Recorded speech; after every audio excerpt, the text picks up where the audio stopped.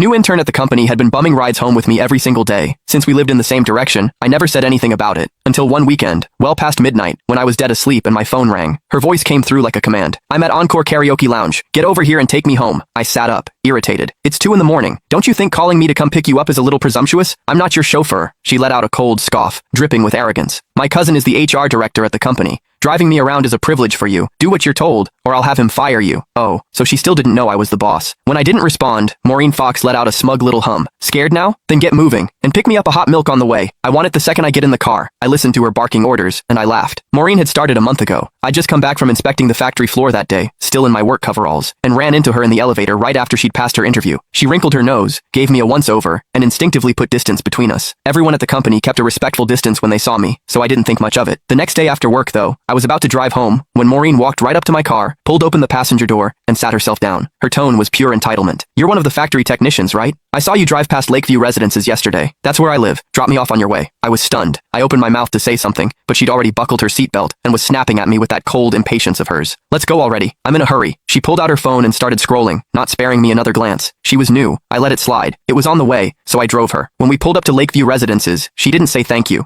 She just shoved the door shut and walked off without looking back. I thought that would be the end of it. It wasn't. From that day on, Maureen showed up in my passenger seat after work like clockwork. Never asked, never waited for an invitation. Before I could even object, she started making demands. "From now on, stop by my building in the mornings when you're heading in. Pick me up on the way. I hate the smell of smoke. I know it's your car, but no more smoking in it. I got down here 3 minutes before you today. Be faster next time. Don't make me wait. These seats are too hard. Bring a cushion for me tomorrow. Something soft. I don't like the color of this car. When you get a chance, wrap it in pink." Now I knew. Her cousin was the HR director. "Hello? Why aren't you saying anything? Are you on your way or not?" Maureen's impatient voice crackled through the phone again. I yawned. "No, I'm going back to sleep. Call yourself a cab." I hung up. Before I could even set the phone down, it rang again. Maureen again. "Are you out of your mind? You actually hung up on me? Do you have any idea that my cousin is sitting right next to me?" I replied lazily. "Oh, and?"